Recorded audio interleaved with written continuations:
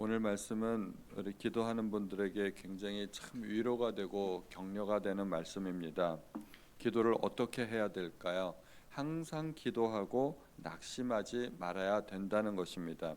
그런데 사람들이 항상 기도하지 않습니다. 기도하다가도 자주 낙심하게 됩니다. 그러니까 주님께서 이런 비유로 우리에게 말씀해 주시는 것 아니겠습니까? 사람들이 왜 항상 기도하지 않을까요?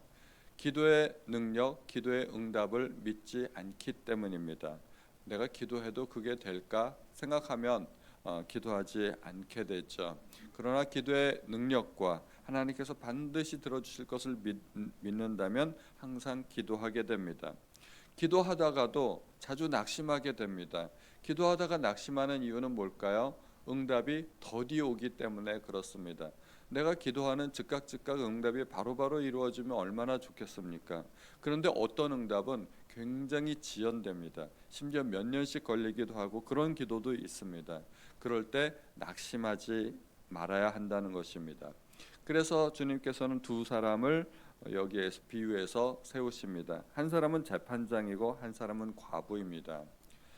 재판장은 하나님을 두려워하지 않고 사람을 무시한다고 합니다. 무소불위의 권세를 가진 사람입니다. 이 재판장은 고대 시대에 있어서 왕의 역할이었습니다. 왕이 재판장을 겸해서 했던 것이죠. 오늘날이야 뭐 삼권 분립이 있어서 대통령이 따로 있고 법을 만드는 사람이 있고 또 법을 가지고 재판하는 사람들이 따로 있고 그렇지만 옛날에는 왕이 이것을 다 했었던 것이죠. 그래서 솔로몬이 하나님 앞에 기도할 때 지혜를 달라고 기도했던 이유가 바로 그것이었습니다. 내가 백성들을 재판할 때 잘못된 재판을 하지 않도록 나에게 지혜를 주십시오 하고 하나님 앞에 구했더니 하나님께서 그 기도가 참으로 하나님을 기쁘시게 했기 때문에 솔로몬의 기도에 응답해 주었던 것입니다. 왕정 시대가 들어서기 전에 사사 시대라고 있었습니다. 이 사사라는 말이 바로 재판관이라는 말입니다. 사사들의 두 가지 의무가 있었는데 평소에 나라가 평화로울 때는 백성들을 재판하는 의무가 있었고 나라가 전쟁이 나서 위험에 처해져 있을 때는 또 백성들을 이끌고 나가서 나라를 보호해야 할 국방의 의무를 가진 사람들이 사사였습니다. 그래서 하나님은 재판을 굉장히 소중하게 여기십니다. 이스라엘 백성이 출애굽하자마자 시내산에 딱 도착했을 때 하나님께서 가장 먼저 주신 것이 법이었습니다. 하나님의 법, 십계명을 주셨습니다. 십계명과 여러 가지 율법을 주셨죠. 그래서 하나님은 법을 굉장히 소중하게 여기십니다. 하나님은 법을 주시는 분이시고 법대로 통치하는 분이시고 또 법대로 재판하시는 분이십니다. 그래서 하나님은 법을 소중히 여기시기 때문에 법을 집행하는 이 재판장에 대해서도 굉장히 중요하게 생각합니다. 그런데 본문에 나오는 재판장은 불의한 재판장입니다. 옳지 못한 재판장입니다. 하나님을 두려워하지 않고 사람을 무시하는 사람이었습니다. 그가 하나님을 두려워한다는 말은 무슨 말이겠습니까? 내가 정의롭게 재판을 하지 않으면 하늘로부터 어떤 보응이 내게 있을 것이라고 생각을 하는 거죠. 우리가 하나님을 두려워한다 또는 하늘을 두려워한다 하는 말은 정의롭게 행동해야 할 의무가 나에게 있다는 그런 생각을 하는 것이죠. 그래서 악한 사람을 볼 때, 악한 사람이 형통하고 그런 모습을 볼 때 우리가 늘 하는 말이 하늘을 두려워하지 않는다, 천벌이 두렵지 않느냐, 뭐 그런 얘기를 하지 않습니까? 그래서 하늘을 두려워한다 또는 하나님을 두려워한다는 말은 정의와 공의를 소중하게 생각한다는 말입니다. 그런데 하나님을 두려워하지 않는다는 말은 내가 불의하게 행동을 해도 하나님으로부터 어떤 보응도 없을 거라고 생각한다는 것입니다. 그리고 사람을 무시하는 거죠. 사람을 무시한다는 것은 부자와 가난한 사람을 차별한다는 의미가 있습니다. 왜 부자와 가난한 사람을 차별할까요? 재판을 불의하게 해서 부자로부터 뇌물을 받고 가난한 사람의 송사를 억울하게 만드는 그런 의미가 있다는 것입니다.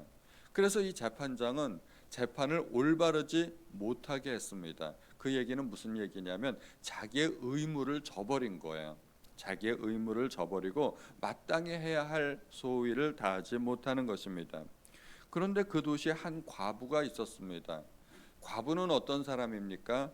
특히 고대 시대에 있어서 과부는 완전한 무능력자를 의미하는 것이죠. 어떻게 자기 힘으로 뭔가를 해결할 수 있는 능력이 전혀 없는 사람입니다. 그래서 하나님께서는 고대 시대 특별 3종 세트를 말씀하지 않았습니까? 나그네와 고아와 과부, 그들을 불쌍히 여기고 그들을 압제하지 말라고 말씀하십니다. 그들은 힘이 없고 능력이 없기 때문에 그들을 압제하면은, 그들에게 불의를 행하면 하나님께서 보응하시겠다고 말씀하시는 것입니다. 그런데 그 과부가 억울한 일을 당했습니다. 억울한 일을 당해서 원한이 생겼습니다. 그래가지고 그 재판장에게 가서 자기의 억울한 일을 하소연하기 시작합니다. 송사했습니다. 당연히 안 듣죠. 재판장이 듣지 않는 이유가 뭐겠습니까? 이 과부의 소송을 들어줘 봤자 이 과부로부터는 받을 것이 없다고 생각하는 것입니다. 그래서 당연히 자기가 해야 할 의무를 저버리고 소송을 들어주지 않았습니다. 그런데 이 과부가 포기하지 않는 거예요. 포기하지 않고 또 가서 이야기하고 또 가서 이야기하고, 자주 그가 억울한 일을 하소연했을 때 이제 재판장이 속으로 생각하게 됩니다. 이 과부가 나를 번거롭게 하니 내가 그의 원한을 들어주지 아니하면 늘 와서 나에게 하소연할 것이기 때문에 내가 괴로울 것 같다. 그래서 어쩔 수 없이 그 송사를 들어주게 된다는 것입니다. 이 과부가 주장했던 것은 자기가 개인적인 소원을 이야기하는 것이 아닙니다. 자기가 억울한 일을 당했기 때문에 이 억울한 일을 정의롭게 공의롭게 해결해 달라는 것입니다. 자기는 그것을 해결할 능력이 없는데 그 도시에서 유일하게 자기의 공의를 해결해 줄 수 있는 한 사람이 재판장이었다는 것입니다. 모든 일은 정의롭게 공의롭게 해결되어야만 합니다. 과부가 억울한 일을 당했을 때 그 억울한 일을 재판장에 가서 송사할 수 있는 권리가 있었습니다. 잘못된 것이기 때문에, 잘못된 것은 바로잡아야 되기 때문에 재판장에게 가서 청원할 수 있는 그런 권리가 있었던 것입니다. 한편 재판장은 억울한 일을 바로잡아야 할 의무를 가진 사람입니다. 정의와 공의를 해결해야 할 의무를 가진 사람이 바로 재판장 아니겠습니까? 그러니까 과부는 억울한 일에 대해서 권리를 가졌고 재판장은 그것을 반드시 들어줘야 할 의무가 있다는 것입니다. 그래서 예수님은 이것을 하나님과 우리와의 관계로 확대 해석하고 계신 것입니다. 우리가 어떠한 일을 당했을 때 우리는 그것을 하나님 앞에 하소연하고 아뢰할 수 있는 권리가 있다는 이야기입니다. 우리가 그렇게 하나님 앞에 기도하면 하나님께서는 들어주실 의무가 있다는 것입니다. 불의한 재판장이 말하는 것을 들으라 하물며 하나님께서 그 밤낮 부르짖는 택하신 자들의 원한을 풀어주지 아니하겠느냐. 원한이라는 것은 가슴속에 맺힌 한이죠. 절대로 잊을 수 없는 한입니다. 누군가를 만나면 무슨 이야기 하겠어요? 한 맺힌 사연을 이야기하지 않겠습니까? 만나는 사람마다 자기가 억울한 일을 당했고 한이 있으면 그 한을 이야기할 것입니다. 절대로 잊을 수 없고 그냥 넘어갈 수 없는 것입니다. 우리가 강력한 어떤 기도 제목이 있고 소원이 있다면 그것이 마치 한과 같이 하나님 앞에 아뢰지 않을 수 없다는 것입니다. 강력한 기도 제목이 있으면 하나님 앞에 반드시 나아가게 된다는 것입니다. 그래서 예수님 앞에 나왔던 그런 많은 사람들이 있지 않겠습니까? 어떤 정말 가슴속에 한이 있는 사람들이 주님 앞에 나오게 됩니다. 귀신 들린 사람, 병든 사람, 자녀에게 문제가 있는 사람, 이런 사람들이 가슴에 한을 안고 주님 앞에 나오게 된 것입니다. 그 한이라는 것이 절박한 상황입니다. 절박하기 때문에 하나님 앞에 나오게 되는 것입니다. 주님께서는 이렇게 하물며라는 단어를 쓰셨는데 세상 사람들도 이러한 일을 그렇게 올바르게 처리해 주는데 하물며 하나님께서 들어주시지 않겠느냐 하는 것입니다. 너희가 악한 자라도 좋은 것으로 자식에게 줄 줄 알거든 하물며 하늘에 계신 아버지께서 너희에게 좋은 것으로 주시지 않겠느냐, 주님께서 그렇게 말씀하십니다. 그런데 마지막에 반전이 있죠. 그러나 인자가 올 때 세상에서 믿음을 보겠느냐. 이렇게 하는 사람이 별로 없다는 것입니다. 믿음이란 항상 기도하고 낙심하지 않는 것이 믿음입니다. 꼭 산을 여기서 뭐 저쪽으로 옮기고 뭐 뽕나무를 들어다 바다에 빠뜨리고 뭐 그것만이 믿음이 아니라 항상 기도하고 낙심하지 않는 것, 그것이 바로 믿음입니다. 그런데 인자가 올 때, 마지막 때, 종말 때 그러한 믿음을 가진 사람이 많지 않다는 것입니다. 마지막 때에 가면 사람들이 조급해지고 이기적이 되고 그래서 기도하지 않습니다. 어떻게든 자기가 뭔가 해보려고 하고, 그리고 기도하는 사람들도 자주 낙심하게 된다는 것입니다. 마음속에 인내를 잃어버리기 때문에 그렇습니다. 그래서 우리가 기도할 때 반드시 가져야 될 것은 믿음입니다. 기도가 응답될 것을 믿어야 하기도 하겠지만, 그러나 항상 기도하고 낙심하지 않는 그 자체가 큰 믿음이 될 수 있습니다. 그러한 믿음을 소유하시기 바랍니다. 그리고 또 기도하는데 바리새인과 세리의 기도를 주님께서 예로 들으십니다. 바리새인은 의로운 사람의 대표입니다. 세리는 죄인들의 대표입니다. 아주 의로운 사람과 아주 죄를 많이 지은 두 사람이 성전에 올라가서 기도하는데 자세가 완전히 다르지 않습니까? 바리새인은 서서 따로 기도했습니다. 세리하고 가까이 있고 싶지도 않은 것이죠. 그리고 하나님 앞에 당당하게 서서 기도했습니다. 세리는 멀리 서서 감히 눈을 들어 하늘을 쳐다보지도 못하고 자기의 가슴을 치면서 통곡하면서 하나님 앞에 기도합니다. 바리새인은 하나님 앞에 감사했습니다. 감사가 좋은 것 아니겠습니까? 감사는 우리가 늘 하나님 앞에 감사해야 됩니다. 그런데 이 바리새인의 감사를 들어보면, 나는 다른 사람들 곧 토색 불의 간음을 하는 자들과 같지 아니하고 이 세리와도 같지 아니함을 감사하나이다. 나는 일에 2번씩 금식하고 소득의 11조를 드리나이다. 이 감사의 내용을 가만히 보면 자기로부터 나온 것들입니다.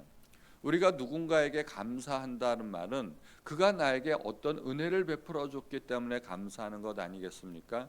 예를 들어서 내가 해결할 수 없는 어떤 문제를 만났을 때 그가, 어떤 사람이 나의 문제를 해결해 주었다면 그에게 감사합니다.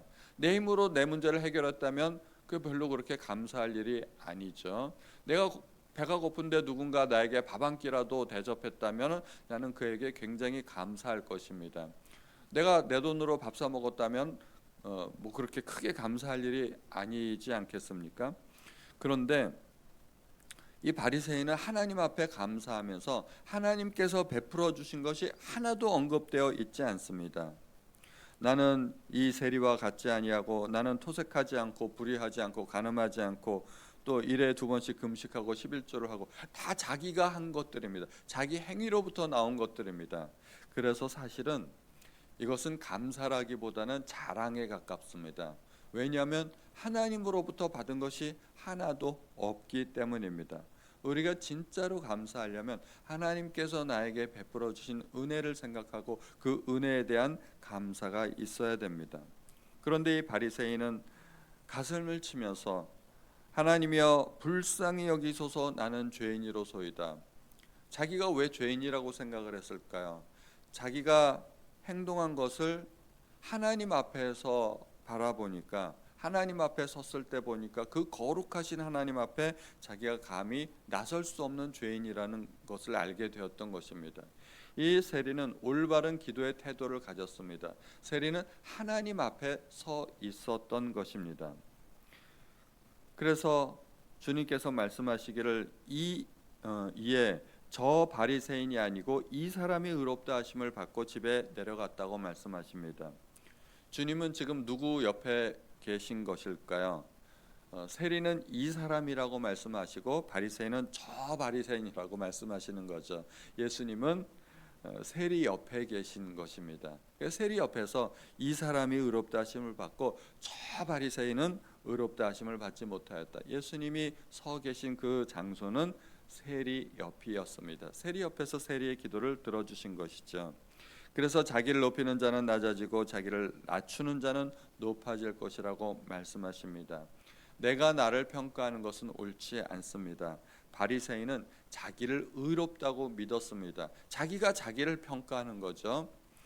그렇게 자기를 평가했더니 낮아졌습니다. 세리는 하나님 앞에서 자기가 죄인이라고 여겼는데 결국은 하나님께서 그의 기도를 들어주셨던 것이죠. 우리는 누구 앞에 서야 될까요? 우리는 흔히 사람들 앞에 섭니다. 사람들과 자기를 비교하면서 내가 의롭다고 생각하고, 그리고 나는 죄가 없다 생각하고, 그리고 사람들과의 비교해서 행복을 찾으려고 합니다. 사람들과의 비교해서 조금만 나으면 거기서 행복하려고 하고, 조금만 떨어지면 거기서 낙심하고 좌절하게 됩니다. 그런데 우리가 비교할 사람들은 항상 늘 있지 않겠습니까? 사람들과의 비교에서는 절대로 나의 의를 찾을 수도 없고 행복할 수도 없습니다. 하나님께서 베풀어 주신 은혜를 생각할 때만 감사할 수 있고, 하나님 앞에 설 때만 하나님으로부터 받을 수 있는 그런 의로움이 있는 것입니다. 기도하실 때 늘 하나님 앞에 서시는 우리 성도님들 되시기를 주님의 이름으로 축원드립니다. 하나님 아버지, 오늘도 저희에게 귀한 말씀을 들려주시니 감사드립니다. 말씀을 들을 때마다 이 말씀이 하나님께서 내게 주시는 말씀으로 받을 수 있도록 도와주옵소서. 오늘도 우리가 여러 가지 기도 제목이 있어서 하나님 앞에 나왔습니다. 항상 기도하고 낭망치 않을 것을 하나님 저희에게 도와주시기 바랍니다. 우리는 믿음이 부족합니다. 우리의 부족한 믿음을 도와주시고 어떠한 상황에 처하든지 늘 기도하고 낙심하지 않도록 도와주옵소서.